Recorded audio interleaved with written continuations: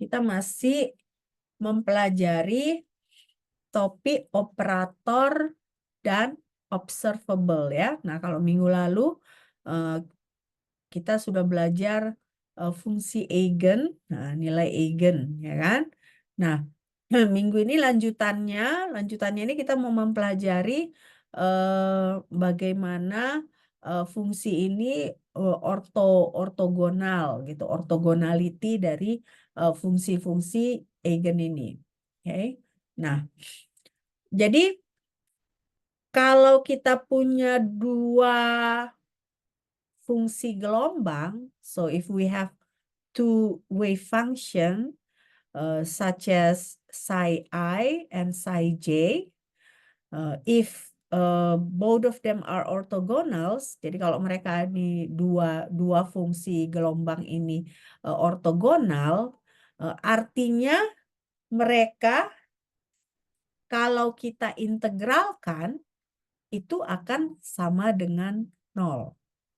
Jadi misal di sini kalau kita punya dua fungsi gelombang di mana I dengan J ini tidak sama, tidak boleh sama. Nah, jadi ketika mereka kita integralkan ya, hasilnya itu harus sama dengan 0. Nah, ini merupakan definisi dari ortogonal. Nah, nanti mudah-mudahan kita ada waktu untuk mengerjakan soal contoh yang ortogonal ini ya. Nah, nanti diberitahu ke saya ya kalau selesai mencatatnya atau belum ya.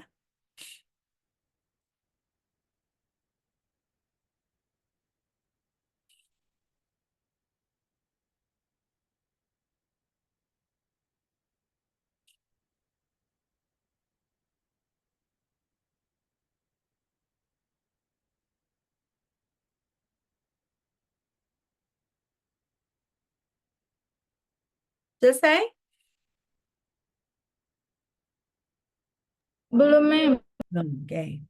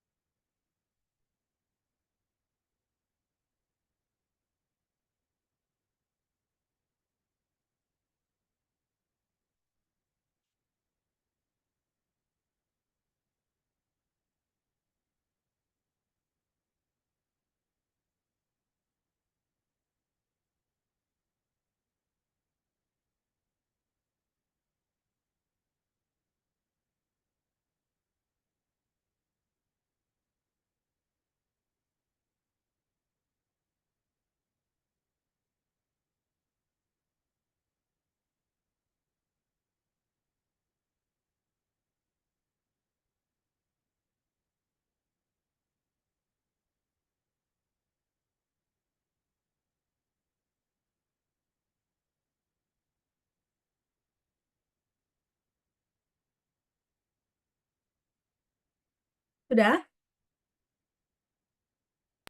Udah, Mem. Nah, ya. Nah, jadi ini kalian catat. Ini adalah persamaan satu.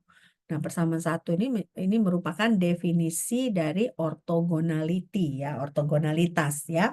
Nah, jadi artinya integral dari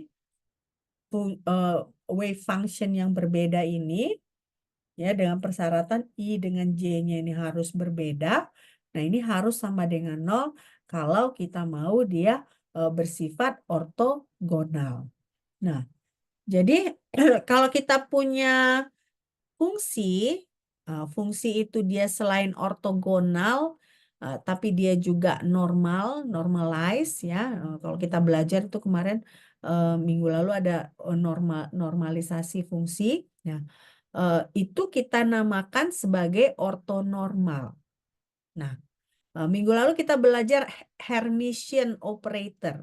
Nah, Hermitian operator ini kita sebut sebagai ortonormal. Nah, bagaimana dia ini? Si Hermitian operator ini dia satu eigenfunction, tetapi dia berkaitan dengan beberapa nilai eigenvalue.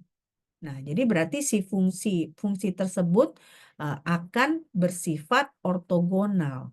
Nah, jadi kalau ada eigenfunction, ya, corresponding ke beberapa jenis eigenvalue dari operator Hermitian, nah si fungsi tersebut pasti ortogonal, ya.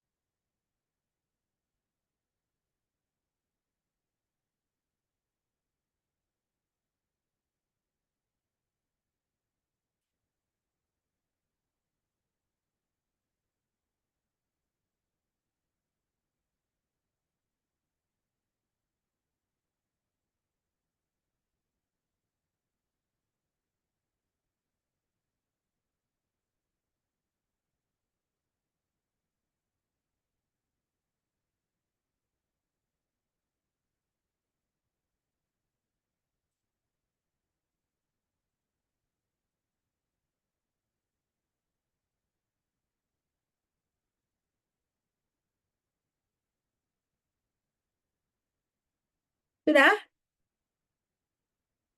Belum? Sudah, Mem. Belum? Oke. Ada yang belum, ada yang udah. Mana ini? Belum ya berarti ya? Belum. Pelan-pelan aja sambil dimengerti ya. Karena ini konsepnya memang konsep yang baru ya.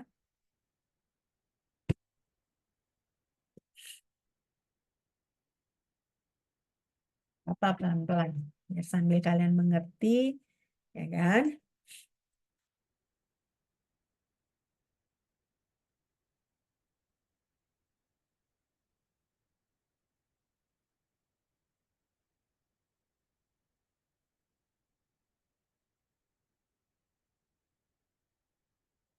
Sudah? Sudah ya? Sudah kan? Sudah, Mem. Oke, nah sekarang eh, kita mau melihat definisi dari hermiticity, hermitisitas ya. Jadi kalau kita punya integral, kita punya tadi kan dua fungsi yang berbeda kan, fungsi I dengan fungsi J. Nah, misalnya kita pertama aplikasikan operator omega ini terhadap fungsi J. Nah, lalu kita integralkan dengan kita kalikan dengan si fungsi I, ya. Lalu kita integralkan. Nah, ini sama dengan, tunggu dulu, ini saya salah ya. Nah, saya salah ketik. Saya mau pastikan dulu ntar ya.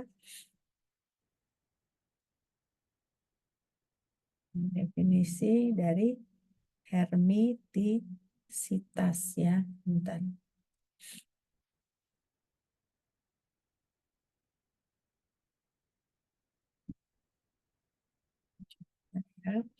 Nah, ini harusnya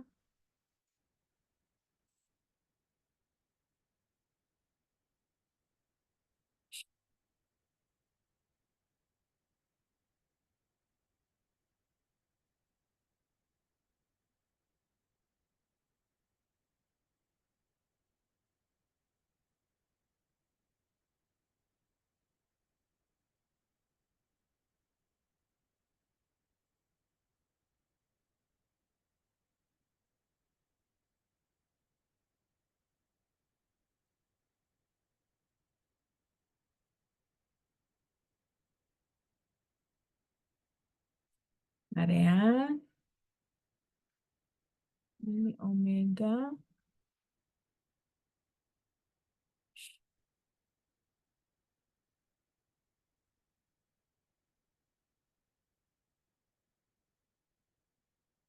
jadi dia ini jadinya seperti ini. Jadi kalau kita punya ini kan dia sebenarnya ya kan sebenarnya kan dia tanda konjugatnya ini di sini ya. Tapi begitu, jadi definisi hermisititas ini, ya kan? Nah, kalau kita punya, oh ini kebalik ya.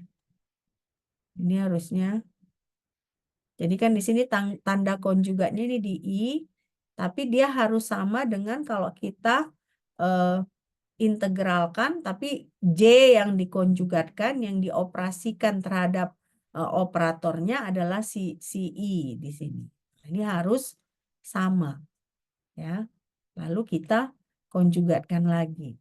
Nah, ini adalah definisi dari hermitisitas, ya.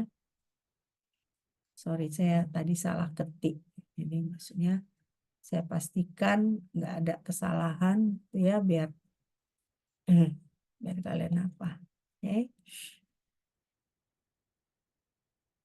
Pelan-pelan aja kalian tulis persamaannya ya. Karena cukup membingungkan ya.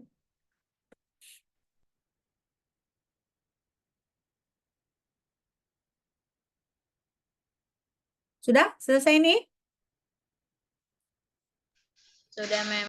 Sudah ya.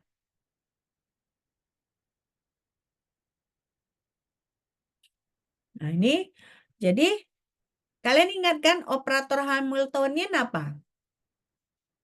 Ada yang ingat nggak operator Hamiltonian? Yang H pakai H hat itu sama dengan apa? Masih ingat nggak operator Hamiltonian? Minggu lalu kita pelajari itu. Ya, saya tunjukkan lagi ya. Biar kalian ingat lagi. Operator Hamiltonian.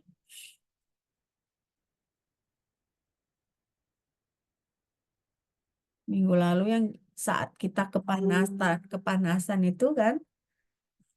Kita kan belajar ya. Belajar operator Hamiltonian. Ini.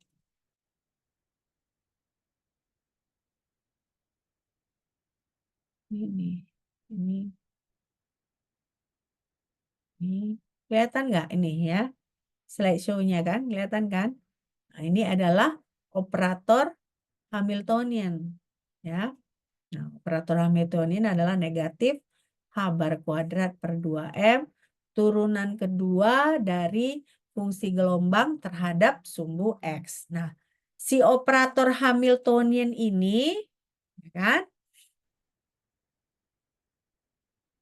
Si operator Hamiltonian ini, ya kan? Dia corresponding ke parameter yang bisa diamati yang namanya kita sebut sebagai energi. Nah, jadi si operator Hamiltonian ini adalah salah satu contoh operator yang bersifat hermitisitas. Ya, kenapa? Karena dia ada dua jenis energi. Energi apa aja sih operator Hamiltonian ini? Energi potensial dan energi kinetik. Nah, jadi makanya berarti kedua fungsi tersebut otomatis kita sebut sebagai ortogonal. Ya, ortogonal. Nah, jadi inilah yang kita sebut sebagai Hermitian dan Hermiticity. Ya.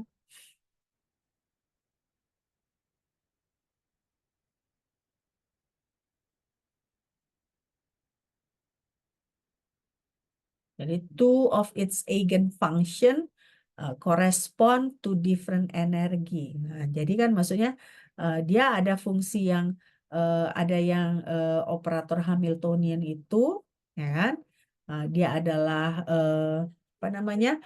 H hat E sama dengan psi dikali E. Ya kan? E dikali psi gitu ya. Nah, artinya kan si E energi adalah eigenvalue, ya kan? Sementara si psi-nya eigenfunction. Nah, si eigenfunction ini adalah bersifat ortogonal. Kenapa? Karena eigenvalue-nya itu ada dua ya. Satu dia itu energi potensial, satu dia energi kinetik. Makanya di sini kita sebut si operator Hamiltonian ini adalah Hermitian. Nah, karena dia korespon ke different energi, yaitu energi potensial dan energi kinetik ya.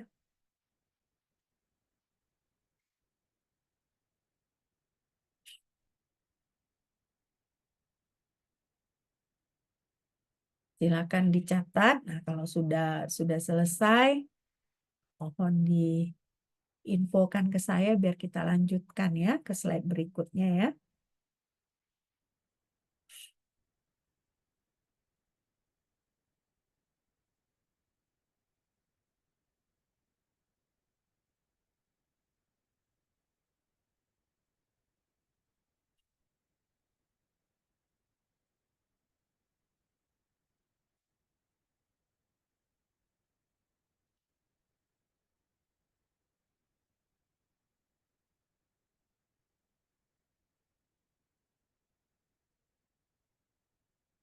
Sudah? Selesai? Sudah selesai? Mem. Nah ya. Nah, sekarang kenapa sih kita perlu belajar orthogonality ini? Nah, orthogonality ini penting kita pelajari karena kalian lihat kan dia integral dari dua fungsi yang ortogonal itu sama dengan 0. Nah, artinya dengan kita memakai prinsip orthogonality pada kuantum mekanik akan menyederhanakan perhitungan kita. Karena dia jadinya tidak perlu mengintegralkan banyak fungsi karena begitu kita sebutkan dia ortogonal ya artinya apa? Artinya hasil dari integralnya hasil dari dua integral yang fungsi yang ortogonal dia sama dengan 0. Nah, makanya itu pentingnya sifat ortogonal pada kuantum mekanik. Kalau misalnya nggak ada sifat ortogonal ini, artinya apa? Artinya banyak sekali integral yang perlu kita kerjakan, yang akhirnya dia menyulitkan pekerjaan kita. Jadi sebenarnya sifat ortogonal ini menyederhanakan pekerjaan kita dalam bidang kuantum mekanik. Ya,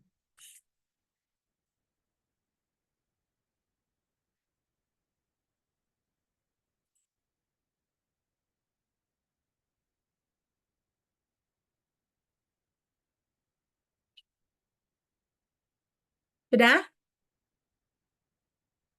Sudah selesai? Belum, Mem. Belum, oke.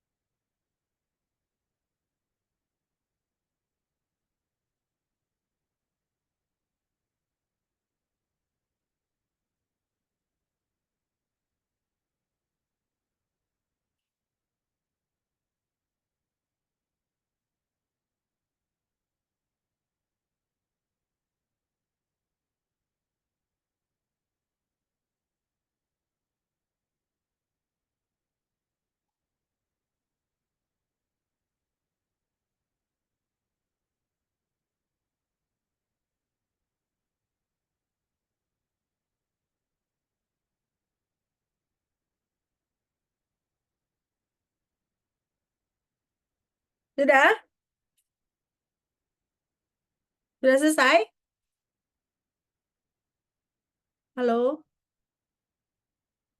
Halo? Udah, Mem. Ya. Nah, jadi di sini kenapa penting orthogonality yang lain, fungsi orthogonality yang lain adalah ketika kita mempelajari chemical bonding dan spektroskopi. Nah, jadi kalau kalian ingat kita punya UV vis ya kan, kita punya FTIR. Nah, teori di belakang UV vis FTIR itu ada kaitannya dengan quantum mechanics, dan dalam quantum mechanics tentunya ada prinsip orthogonality. Nah, prinsip orthogonality ini dipakai dalam menjelaskan sifat-sifat spektroskopi. Jadi menganalisa sampel-sampel pada spektroskopi itu banyak memakai prinsip-prinsip orthogonality. Oke. Nah, sekarang kita masuk ke namanya superposition and expectation value, atau kalau bahasa Indonesianya namanya superposisi ya. Berarti kalau superposisi dia ada penimpaan gitu ya.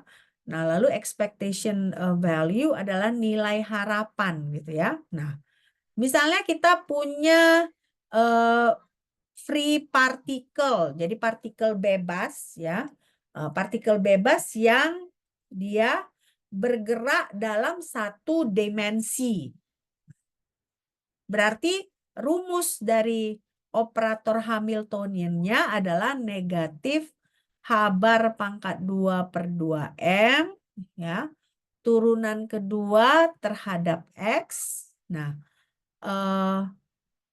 ini definisi Hamiltoniannya. Lalu di sini kan ada istilahnya free. Nah, free particle. Nah, maksudnya free particle itu adalah tidak ada pengikatnya, tidak ada potensial yang mengikat. Nah, jadinya energi potensialnya atau Vx-nya adalah sama dengan 0. Ya. Saya kasih waktu kalian menulis ya. Tolong diberitahukan ke saya kalau sudah selesai.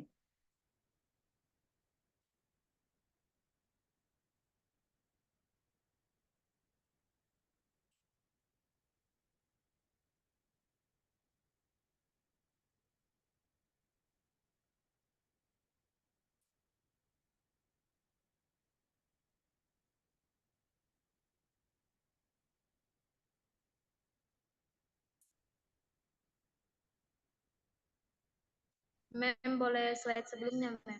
Kayak sebelumnya. Oke.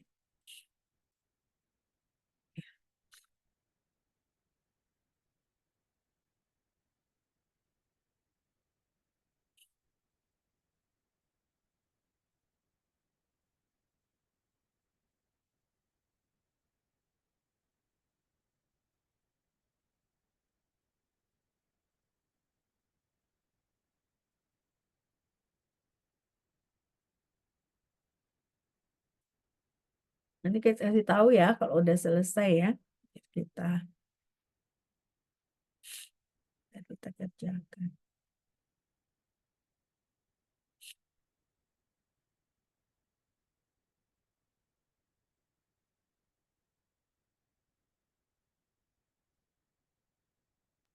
Sudah, Mem. Udah? Yang ini udah selesai dicatat belum ya? Belum ya? Udah atau belum? Sudah, Mem. Sudah. Oke. Nah, sekarang berarti misalnya kita buat contoh ya. Seperti apa sih superposisi ini ya? Nah, misalnya kita punya cos Kx. Nah, fungsi gelombangnya cos Kx. Nah, kita punya operator Hamiltonian. Ya, operator Hamiltonian itu adalah negatif H bar pangkat 2 per 2M, nah, turunan kedua dari cos Kx. Nah, artinya apa? Artinya berarti kalau kita operasikan operator Hamiltonian terhadap cos Kx, hasilnya adalah K kuadrat H bar pangkat 2 per 2M cos Kx. Nah, dari sini apa yang kita simpulkan? Eigen value-nya berapa? Eigen value-nya. Nilai eigen dari H hat terhadap cos KX ini berapa? Ini dia eigenvalue-nya, ya kan? K kuadrat H bar kuadrat per 2M. Nah, jadi eh, cos KX-nya sama kan? Dia kok awalnya fungsinya adalah cos KX. Setelah kita aplikasikan operator Hamiltonian, fungsinya juga cos KX. Artinya cos KX ini adalah fungsi eigen untuk operator Hamiltonian. Nah, dengan nilai eigen sama dengan K kuadrat H bar kuadrat per 2M. Nah, jadi artinya di sini cos KX ini untuk operator Hamiltonian dia adalah eigenvalue dengan mempunyai juga ya dia merupakan eigenfunction dan mempunyai nilai eigen. Ya. Tapi ini untuk operator Hamiltonian ya. Nah, nanti diberitahu ya kalau kalau sudah selesai mencatat ya.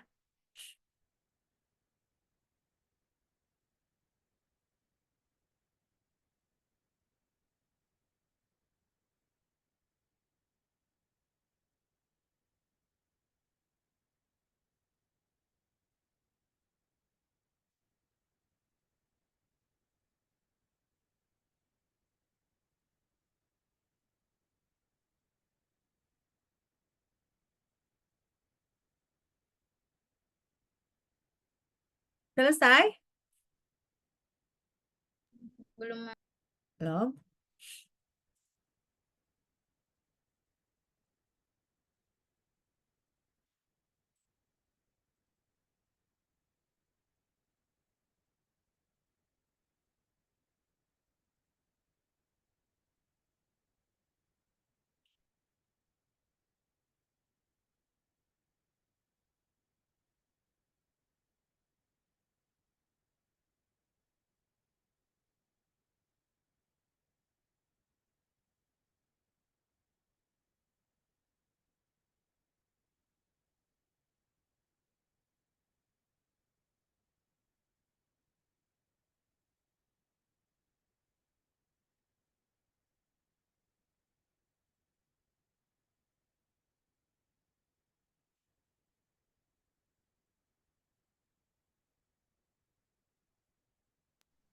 Sudah, Mem. Dah?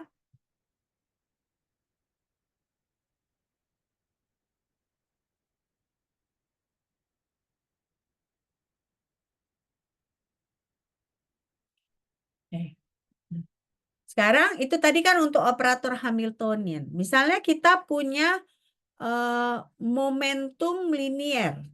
Nah, momentum linier, operator momentum linier itu adalah H bar per I turunan pertama dari fungsi terhadap X. Nah, kalau kita punya misalnya eh, fungsi gelombangnya adalah cos KX, tapi bukan operator Hamiltonian yang kita pakai, tapi operator momentum linier.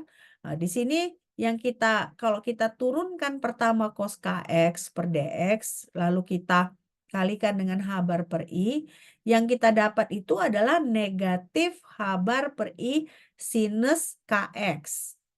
Nah, kalau seperti ini, apakah cos KX ini fungsi eigen terhadap operator momentum linier atau tidak? Tidak, Mem. Tidak, karena di sini kan ini cos KX, sementara fungsi original adalah cos KX, sementara setelah diaplikasikan operator momentum linier, dia menjadi sinus KX. Jadi artinya cos KX ini tidak merupakan fungsi eigen terhadap operator momentum linier. Ya, kalian catat dulu ya. Mau dicatat dulu kan?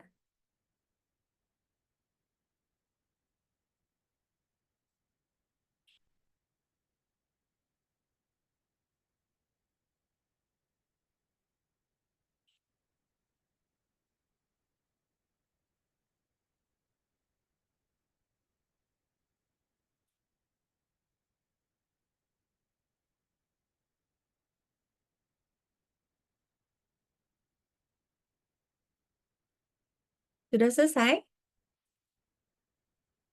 Belum? Belum. Belum? Oke.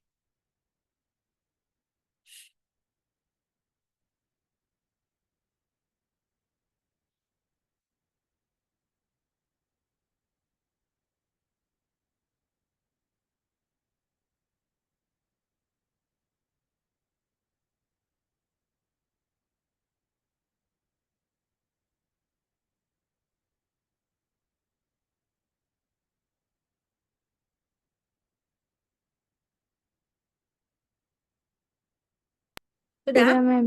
Sudah, oke. Nah, tapi kan kita mau memodifikasi si cos kx ini gitu ya. Karena kan kalau misalnya dia bukan eigenvalue, dia bukan eigenfunction, kita nggak bisa berarti menghitung momentum linearnya gitu ya. Karena nilai eigenvalue itu itulah merupakan nilai momentum linearnya. Nah, jadi apa yang kita lakukan? Karena ternyata kalau kita gunakan langsung si cos kx, dia dengan operator momentum linear dia tidak merupakan eigenvalue. Nah, jadi artinya dia nggak terdefinisi dengan bagus gitu ya. Nah, jadi yang akan kita lakukan itu namanya adalah superposisi. Nah, superposisi. Nah, bagaimana caranya superposisi? Ternyata cos kx ini ya berdasarkan hukum formula Euler ya, dia sama dengan setengah dikali E pangkat IKX ditambah E pangkat negatif IKX. Oke, coba kalian catat dulu.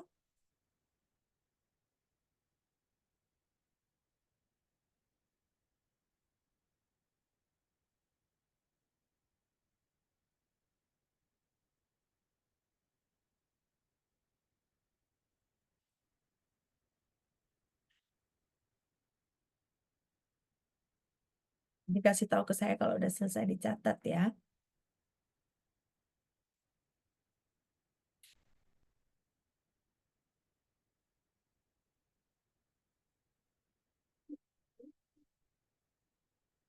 Kamu di mana aku? Itu jadi mah aku bisa ngajar, ntar ya. Iya, di belakang aja. Iya, di belakang aja. Biar sejuk sih. Sudah? Belum, Mem. Belum, oke.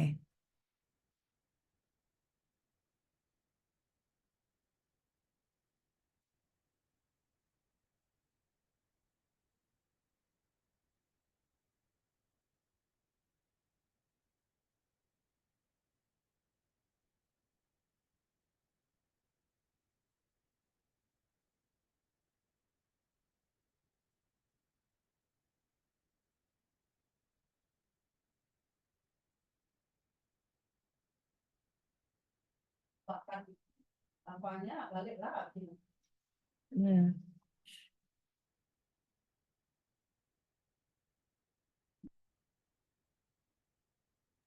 Mem, boleh tolong slide sebelumnya, Mem. Oh, bisa. Yang ini atau yang ini? Yang ini udah kan? Yang ini nggak perlu kan? Belum. Belum, mau dicatat? Mau dicatat? Ya, halo? Mau Ya, dicatat? Mem, mau dicatat. Oh ya udah, silakan.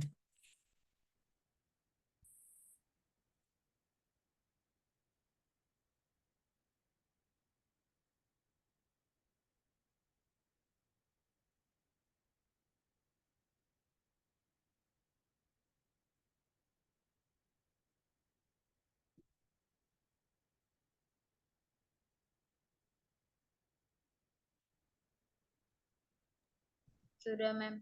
Nah, nih, ini mau dicatat? Nggak usah, Mem. Nggak usah ya? Oke. Yang ini udah selesai tadi ya? Udah selesai kan? Udah. Oke. Nah, sekarang saya mau tanyakan ke kalian. Kalian tadi kan apa rumus tadi operator momentum linier tadi apa rumusnya? Apa rumusnya? Coba. Operator momentum linier, apa rumusnya?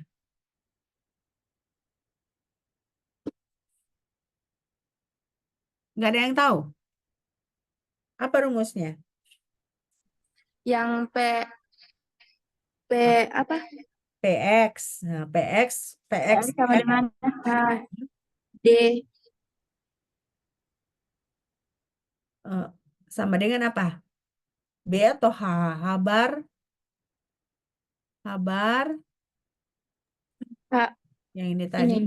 Habar dibagi I, Ini turunan maksudnya apa sih? kenapa? Kabar I desa.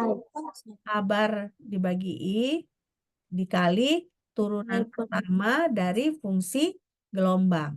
Nah, kan tadi cos X-nya kita ubah jadi apa? Setengah E pangkat IKX ditambah E pangkat negatif IKX. Nah, coba kalian aplikasikan operator PX ini terhadap fungsi cos fungsi yang baru dari cos KX. Nah, jadi kalian aplikasikan PX itu, operator PX terhadap ini. Apa hasilnya? Sekarang apakah dia sudah menjadi fungsi eigen atau tidak? Coba kalian aplikasikan.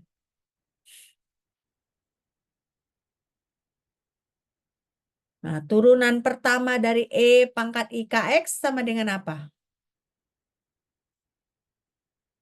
Sama dengan apa? Hah? IK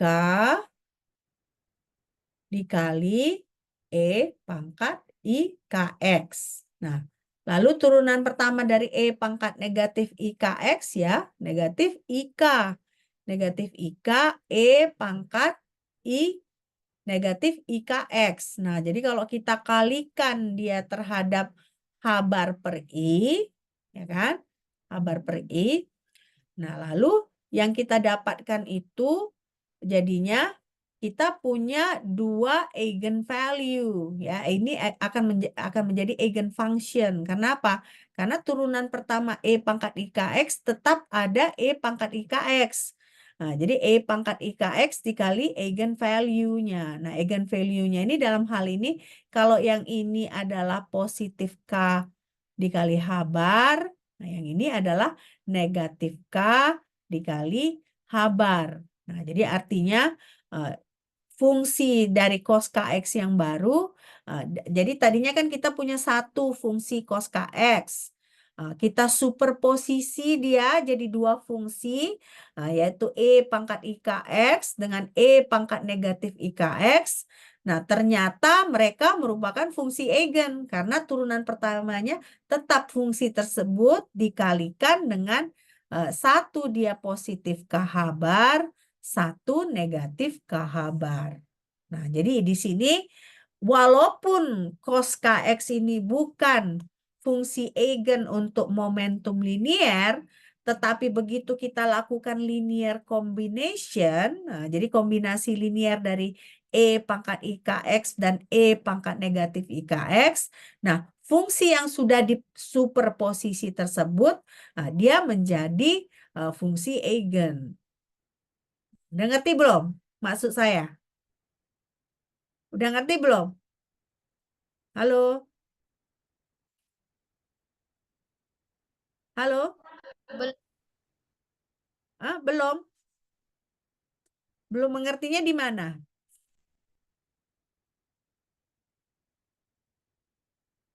Belum mengertinya di mana?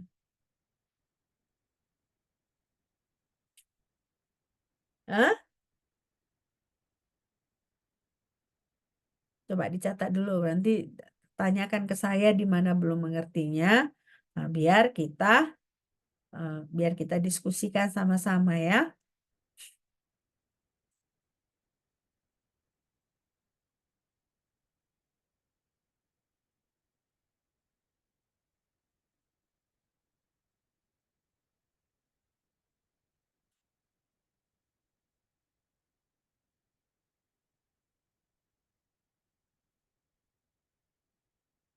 Sudah selesai nih?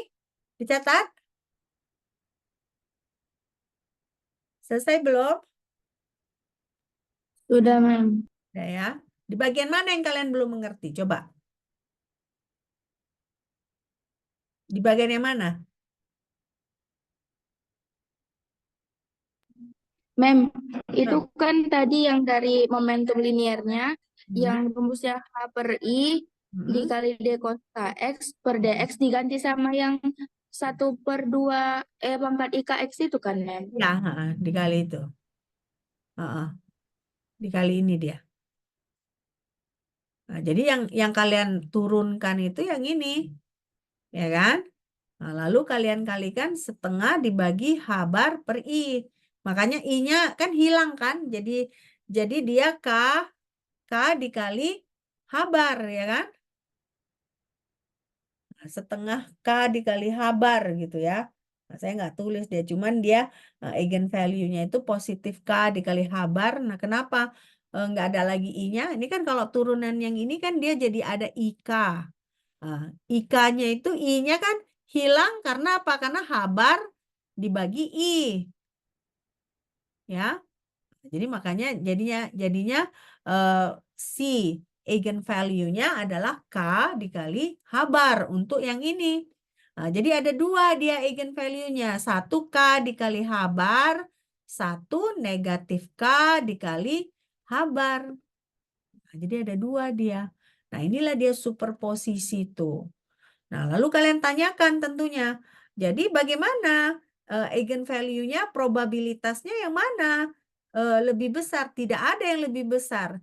Jadi positif K dikali H bar dengan negatif K dikali H bar sama-sama probabilitasnya, yaitu sama-sama setengah. Jadi 50%, masing-masing 50%. Jadi equal dia kontribusinya. Oke? Sudah jelas belum? Halo? Sudah, Mem. Udah ya. Oke, ini udah selesai dicatat Sudah, Mem. ya. Nah, jadi di sini makanya kita sebut ya cos KX itu kita bisa jadikan superposisi dari dua individu fungsi gelombang yaitu E pangkat IKX dan E pangkat negatif IKX. Nah, karena itu jadinya fungsi gelombangnya itu E pangkat IKX ditambah E pangkat negatif IKX ya.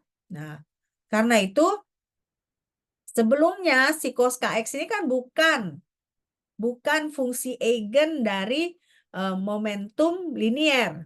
Tetapi begitu kita superposisikan eh, jadi dua fungsi gelombang, nah dia jadi fungsi eigen.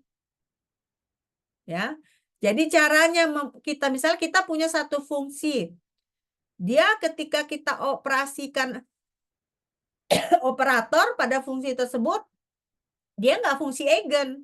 Nah, kalau dia nggak fungsi eigen, kita kan nggak bisa tentukan nilai eigennya. Sementara nilai eigen itu merupakan nilai dari, misalnya dalam hal ini nilai dari momentum liniernya. Nah, bagaimana caranya kita menentukan nilai momentum liniernya? Kalau dia bukan fungsi eigen. Nah, jadi caranya kita superposisikan dia menjadi dua fungsi gelombang. Nah, ternyata si dua fungsi gelombang yang udah kita tambahkan ini ya, berarti dia akan linear kombinasi kan? Nah, kita aplikasikan si operator, nah dia jadi fungsi gelombang, jadi fungsi eigen.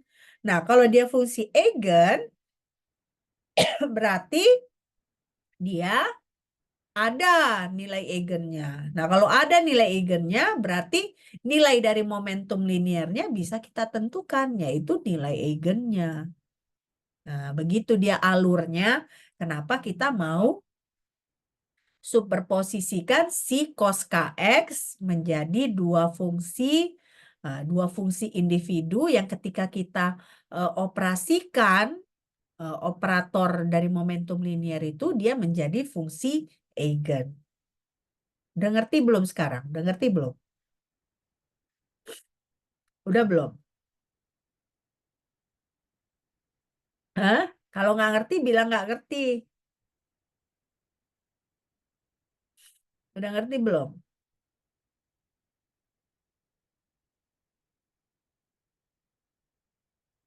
Hah?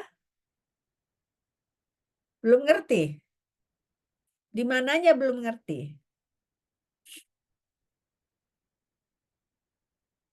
Hah? Di mananya belum ngerti?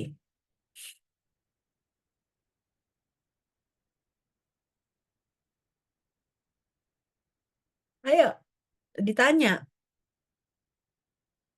Misalnya kalau kalian belum ngerti, bagian mana yang kalian belum ngerti?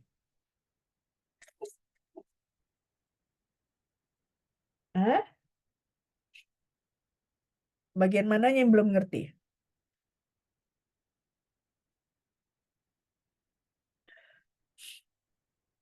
Saya nggak bisa jelaskan kalau misalnya kalian nggak beritahu saya bagian mana yang kalian belum mengerti. Nah, saya jelaskan sebisa saya, ya kan?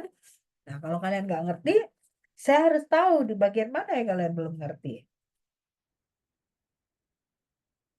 Kalian belum mengertinya, kenapa kok bisa cos KX tiba-tiba menjadi E pangkat IKX ditambah E pangkat negatif IKX ya?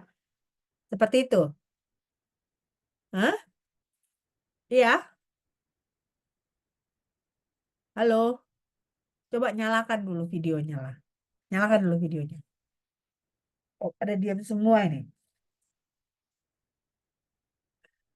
Nyalakan dulu videonya. Nah, bagian mana yang kalian belum mengerti? Hah? Bagian mana? Atau udah ngerti? Yang operasional, Mem. Yang mana? Operasional. Maksudnya operasional gimana? Maksudnya gimana, Emi? Hah? Ginilah kita buat ya.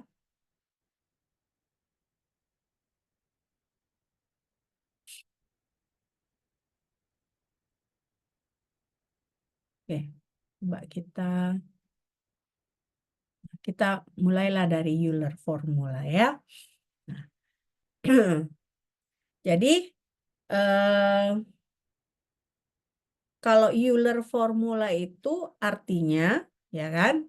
Nah, kita punya Z.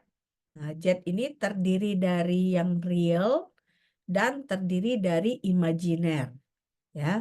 Nah, si X-nya yang real, makanya X-nya itu adalah re Z. Nah, re Z ini maksudnya real Z. Sementara si Y-nya ini adalah imajiner. Nah, imajiner dari Z. Oke. Nah, si Z-nya ini adalah Z sama dengan X ditambah IY. Nah, di mana I ini yang membuat pada posisi Y dia menjadi imajiner. Oke.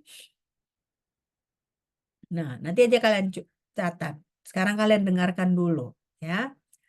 Nah, si X, Y itu dia seperti ini dia. Ya, seperti ini. Nah, jarak antara titik 0 dengan si X, Y ini adalah R. Ya, adalah R. Sementara sudut kita sebutlah dia theta. Nah, sementara kalau kalian lihat di sini kan ini dia realnya, ini imajinernya. Oke. Nah, artinya di sini berarti X ini sama dengan R cos theta. Benar nggak? Ya kan? Berarti X ini, X, jarak X-nya, ya kan? Itu adalah R cos theta. Nah, sementara jarak Y, ya kan? Jarak Y itu adalah R sinus theta. Nah, tadi Z itu apa? Z itu sama dengan X ditambah IY. Ya kan? X ditambah IY. Nah, jadi kita substitusikan X dengan Y yang ini. Jadi, Z sama dengan R cos theta ditambah I sinus theta. Ya kan?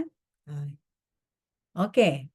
Nah, lalu berarti si angle theta ini kita bisa hitung dia Y dibagi X. Nah, Y dibagi X itu adalah sama dengan tangen theta. Nah, karena itu kita bisa sebutkan R-nya itu adalah sama dengan akar dari X kuadrat ditambah Y kuadrat. Ya kan? X kuadrat ditambah Y kuadrat. Nah, lalu berarti misalnya dari situ kita dapat bahwa kalau menurut Euler's formula E pangkat I theta sama dengan cos theta ditambah I sinus theta. Nah, dari mana yang ini? Dia mengikuti formula Euler. Nah, jadi kita bisa ketahui Z ini sama dengan R dikali E pangkat I theta. Nah, jadi makanya dari mana kok bisa cos theta sama dengan E pangkat I theta ditambah E pangkat negatif I theta? Ya turunan dari Euler ini. Nah, jadi makanya selanjutnya kita bisa tahu bahwa kalau kita punya cos theta, dia merupakan superposisi dari setengah E pangkat I theta ditambah E pangkat negatif I theta. Sementara sinus theta itu adalah negatif setengah I E pangkat I theta dikurang E pangkat negatif I theta. Nah, jadi makanya dari mana cos KX itu tadinya E pangkat IKX ditambah E pangkat negatif IKX, asalnya adalah dari formula Euler ini. Ya. Udah ada nggak sedikit mengerti atau makin bingung? Hah? Adalah ya, dikit mengerti ya. Mudah-mudahan ada. Nah, kalian mau catat ini? Mau catat nggak? Ya, Mem. Harus dicatat memang. Nanti pelan-pelan kalian pelajarin lagi di rumah ya.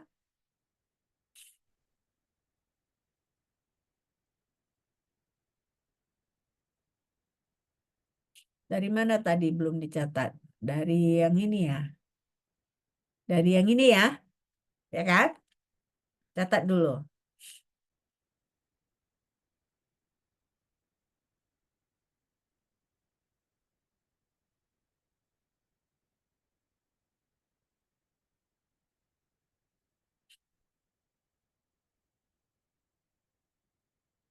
Nanti kasih tahu ya kalau sudah selesai ya.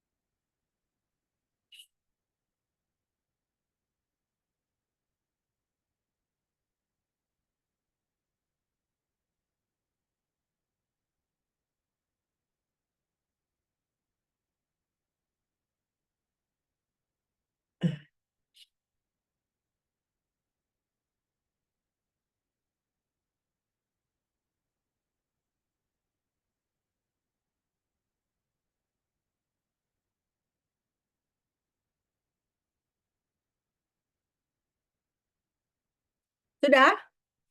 Selesai nih? Belum, Mem. Belum. Oke, pelan-pelan aja sambil dimengerti coba.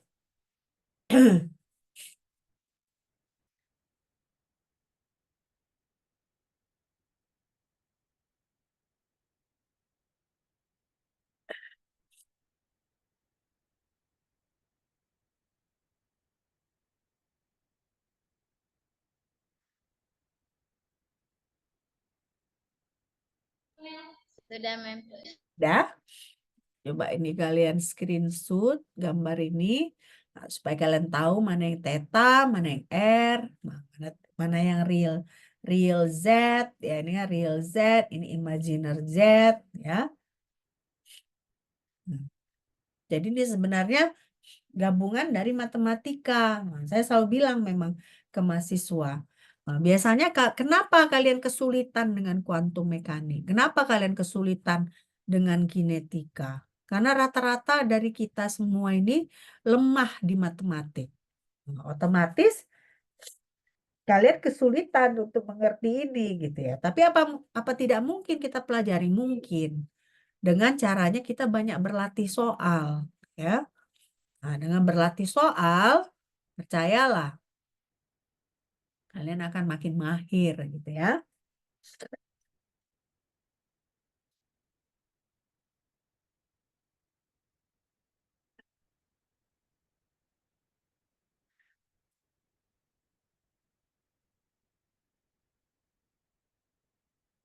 Belum selesai kan?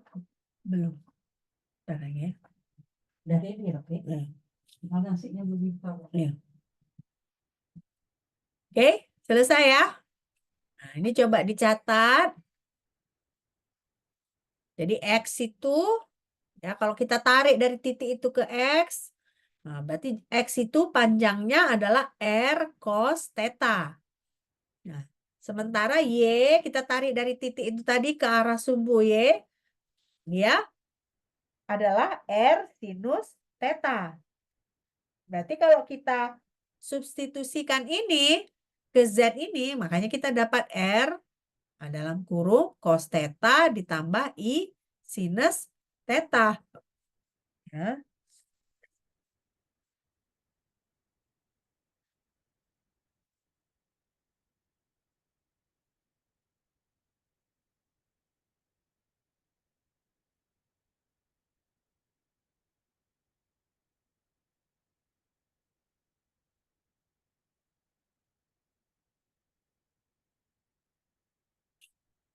Nanti kasih tahu ya kalau sudah selesai biar kita lanjutkan.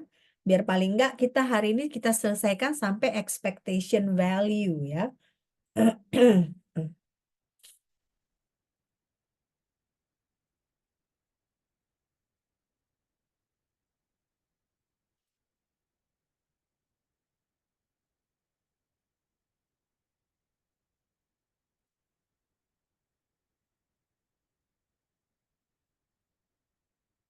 Sudah?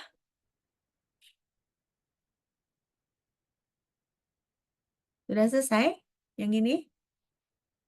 Sudah? Oke.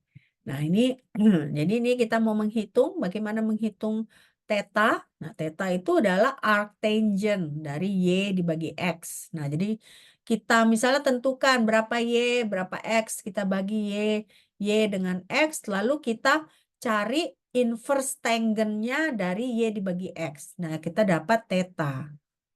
Lalu R ini akar dari X kuadrat ditambah Y kuadrat atau kita sama dengan nilai absolut dari si Z. Ya, nilai absolut dari Z.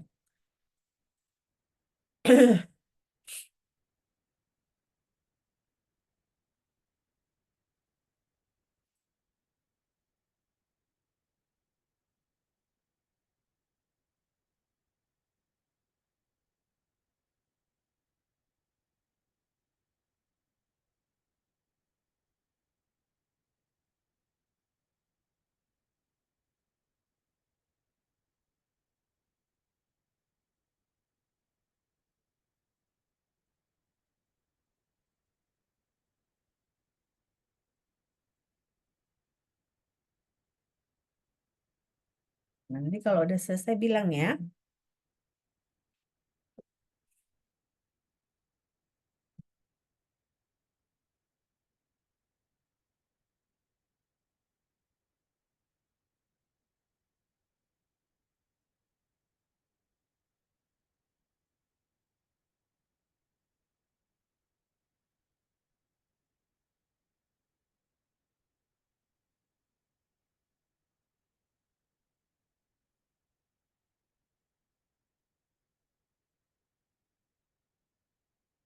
Udah? Belum? Udah, Mem. Ya. Nah, lalu, nah kita tahu tadi berdasarkan rumus Euler ya, Euler. Nah, E pangkat I theta ini adalah sama dengan cos theta ditambah I sinus theta, ya. Kenapa? Karena Z ini, Z sama dengan R dikali E pangkat I theta. Jadi makanya tadi kenapa kok tiba-tiba cos KX itu sama dengan setengah E pangkat IKX ditambah E pangkat negatif IKX. Nah, itu dijabarkan dari formula Euler. Ya, dijabarkan dari formula Euler.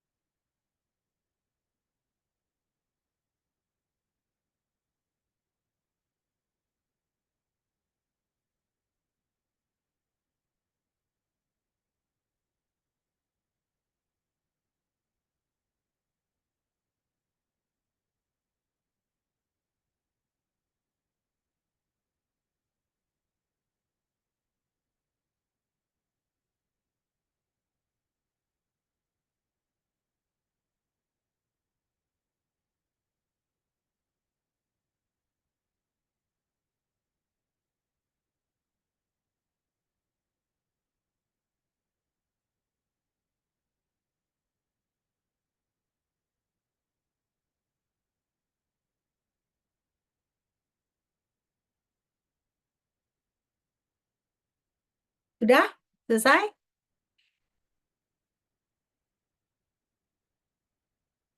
Halo? Halo? Sudah, Mem. Sudah ya. Nah, jadi berarti kan di sini ini tadi udah kan? Ini.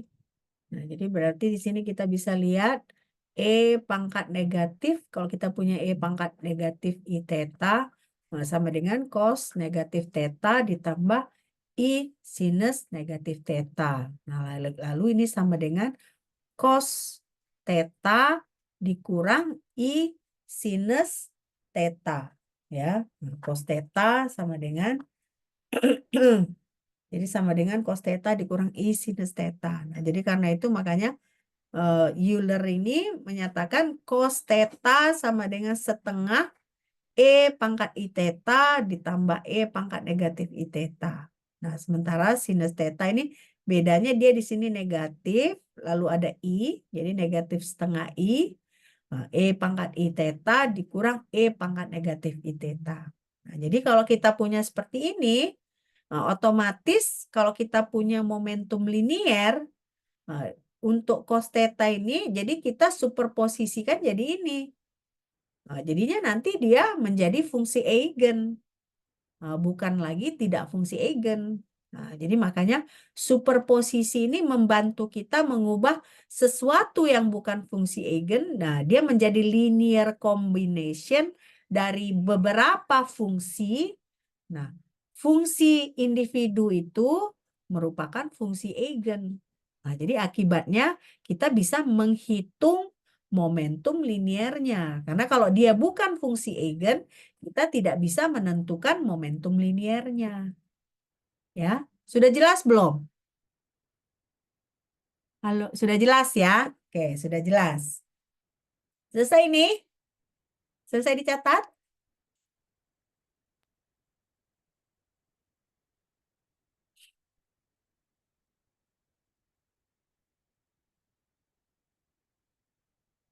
Kalau sudah selesai, biar kita lanjut.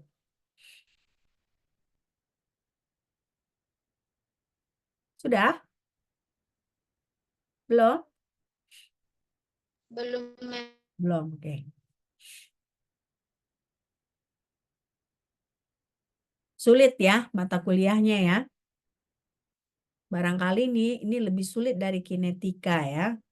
Karena kalau kinetika kan kita masih lebih straightforward perhitungannya. Nah, tapi kalau kalau mekanika kuantum ini banyak dalil-dalil ya, definisi-definisi yang perlu kalian ketahui sebelum kalian bisa mengerjakan soal. Jadi makanya operator, apa itu operator, apa itu Hamiltonian operator, apa itu momentum linear operator. Nah, semuanya harus perlu kalian ketahui. Oke. Nah, ini udah ya, udah selesai ya. Sekarang ini saya lewatin aja. Sekarang kita mau masuk ke expectation value. Nah, jadi kalau kita punya operator dari energi kinetik, dia itu sama dengan 1/2M ya, H dikali I turunan pertama dari fungsi gelombang dikali H bar, ini kan dua-dua H bar dibagi I, turunan kedua. Atau kalau kita mau sederhanakan ini, dia menjadi negatif H bar pangkat 2/2M turunan kedua dari si fungsi gelombang. Nah, ini kan operator dari energi kinetik.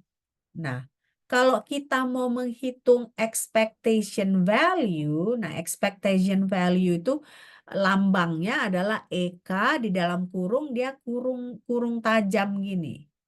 Nah, ya, kurung tajam. Nah, ini artinya expectation value dari energi kinetik.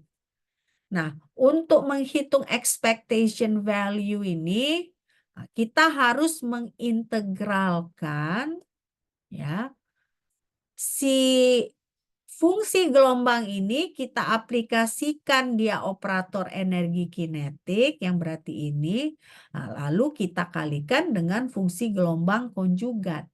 Nah, di mana batasnya di sini negatif tak terhingga menjadi tak terhingga. Nah, jadi artinya kalau kita masukkanlah si operator EK ini. Nah, berarti artinya ini sama dengan negatif H bar pangkat 2/2M integral dari fungsi gelombang dikalikan turunan kedua dari fungsi gelombang. Nah, ini adalah expectation value dari operator energi kinetik.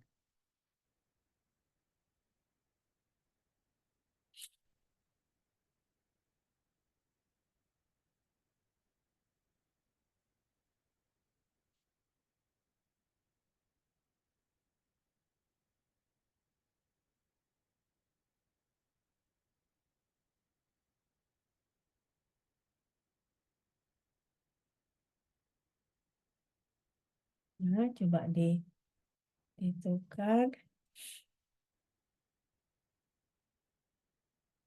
Jadi berarti kalau menghitung expectation value, kita berarti harus mengintegralkan ya, integral si fungsi gelombang yang sudah diaplikasikan operator.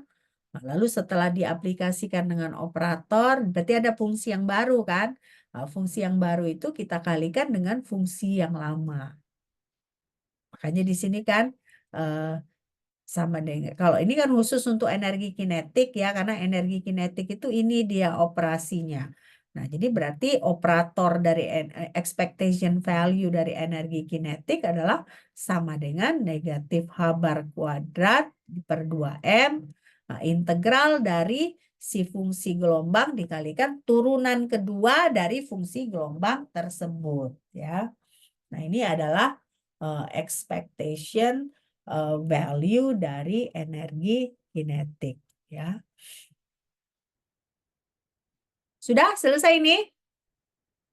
Sudah? Oke. Nah, jadi sekarang apa kesimpulannya? Kesimpulannya di sini bahwa energi kinetik ini ya merupakan rata-rata dari kelengkungan dari fungsi gelombang.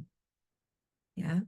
Nah, jadi kenapa? Karena kan ingat, turunan kedua itu kan kelengkungan. Nah, jadi kalau kita buat expectation value itu berarti kan kita rata-ratakan karena dia setiap posisi kelengkungannya itu berbeda, ya.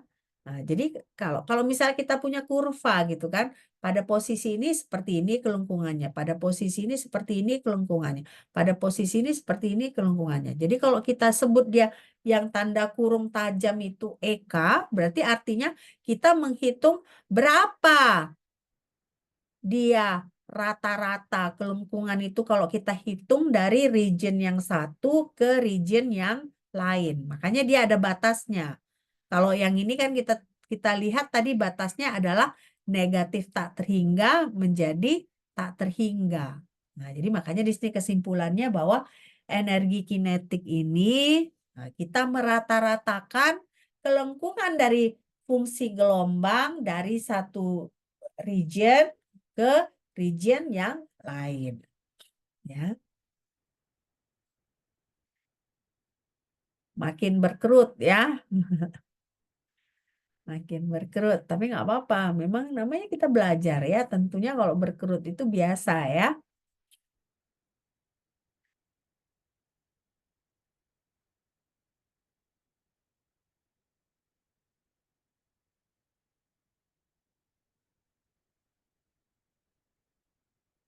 Udah selesai nih? Belum?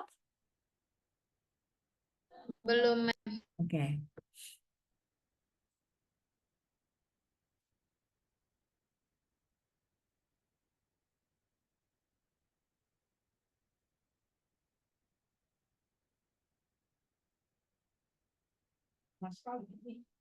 Hmm. Hmm.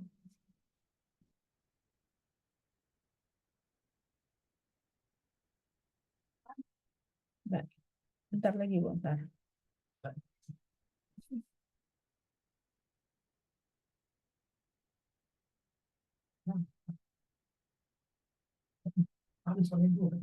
Takut pula aku dimakan kucing.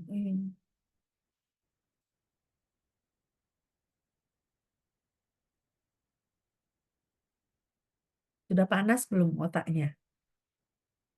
Udah panas belum? Hah? Sudah panas atau masih seger ini? Hah? Sudah panas ya. Saya rasa kita akhiri dulu lah ya. Nah, saya nggak mau kalian nanti jadinya antipati sama mata kuliah saya ya. Masih dicatat ini? Masih ya. Oke. Masih dikit lagi. Oke. Nah, jadi maksud saya kita akhiri di sini. Nah, tapi jangan patah semangat dulu ya. Ada latihan-latihan yang semoga nanti membantu kalian gitu ya. Mungkin nanti minggu depan kita mulai dengan latihan, baru kita lanjutkan ke topik berikutnya gitu ya. Supaya kalian bisa menghitung, misalnya kalian bisa menghitung expectation value. Lalu kalian bisa menentukan apakah dua fungsi tersebut ortogonal atau enggak gitu ya. Paling enggak target kita dua ini ya. Kalian bisa menentukan apakah fungsi tersebut ortogonal satu, dan satu lagi menghitung expectation value dari suatu operator. Ya, oke. Nah, saya rasa sampai di sini ya, karena saya tahu kalian pasti sudah, ya, udah mumet ya kepala pasti. Tapi nggak apa-apa ya, maksudnya pelan-pelan kita pelajari. Kalau misalnya nggak ada tantangan, namanya bukan hidup ya. Nah, hidup itu mana bisa lancar-lancar. Pelajaran bukan semua gampang. Nah, pasti ada pelajaran yang susah. Nah, ya memang contohnya dasar quantum chemistry ini memang saya nggak bilang ini pelajaran gampang. Dari awal saya bilang ke kalian bahwa ini pelajaran sulit kan. Nah, jadi memang dituntut kalian untuk banyak latihan. Makanya nanti saya coba kasih lagi contoh-contoh soal yang kalian bisa pelajari. Eh, Sesudahnya ya kalian, usaha kalian bagaimana kalian berusaha mengerti. Nah, saya rasa saya sudah berusaha yang terbaik ya untuk menjelaskan ya. Tapi nggak bisa dari saya aja. Nah, kalian juga harus berusaha. Nah, kalau misalnya masih kurang jelas dengan cara saya menjelaskan, nah, kalian bisa baca textbook atau lihat di YouTube. Nah, gabungkan dengan apa yang kalian dapat dari saya. Nah, jadi dari situ nanti kalian semakin mengerti. Oke? Oke. Kalau begitu kita akhiri perkuliahan kita ya. Mungkin nanti pertengahan minggu kita cari lagi ganti untuk kuantitatif dengan kualitatif ya. Kemarin saya harus mengawas UTBK ya. Nanti kita tentukan mungkin hari Rabu sore bisa kalian? Rabu sore. Bisa ya? Rabu jam 2 bisa? Bisa nggak? Atau ada praktikum? Hah? Bisa atau nggak? Hari Rabu bisa? Ganti kualitatif. Nantilah ya kalian tentukan lalu infokan ke saya ya. Ya Emi? Ya nanti tentukan lalu infokan ke saya. Oke. Kalau begitu sampai jumpa nanti kita di pertengahan minggu pengganti kualitatif dan kuantitatif ya. Oke, bye.